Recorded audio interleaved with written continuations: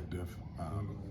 You know, he has history with the organization, and that's been really good. You know, and he's learning, you know, all of the learning the nuances that he can as it relates to being a coach. So it's been cool. What's the biggest area of improvement that you've noticed in Ashton from week 1 to week 7? Just comfortability. You know, I mean, as we're going through, I mean, all of us, we're learning a new offense and different things like that. And I think just kind of providing him with opportunities to let a skill set show. You know, really getting his eyes, getting his discipline, getting his pace.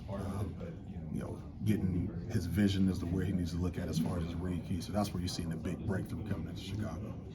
And also, obviously, the first couple of weeks he was inactive, and then obviously he steps in. Now he's kind of like that second, you know, that second change of pace back now. Yes. What went into the decision as to why you felt like he wasn't playing early on to wanting to go with him later on down the season? Well, I mean, I think it was, you know, Raheem, as we got, you know, closer to the end of training camp and coming into the beginning of the season, he just started playing better in practice also.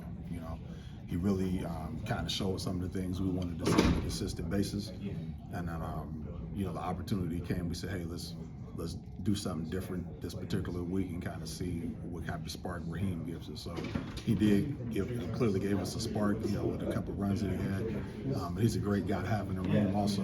And when he's up, you know, and active, he provides you a really strong spark that you're happy to have out of a veteran guy. You kind of mentioned having, like, you know, him being a great guy in the locker room. You know, with such a young running back room like you have, how much of an influence does Raheem, you believe, have on the other running backs as a leader?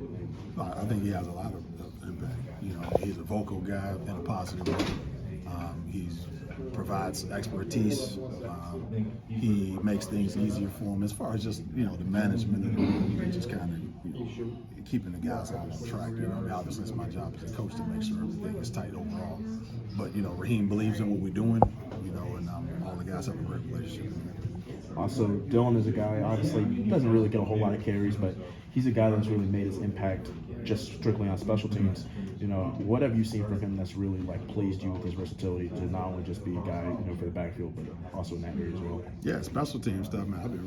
I've been not surprised. I've been really encouraged for sure. I mean, the guy do some great stuff, man. He run the ball really well. He gets down the field, make tackles. He brings a lot of energy. And those are some guys, man, you just like to have those guys on your roster because of what they provide. So he definitely, I believe, has a running back skill set. You know, as we kind of go through and continue to develop him, you know, those are some opportunities for that to be, you know, to be shown on Sundays. But in the meantime, shoot, man, we want to keep on going down and making plays on special teams.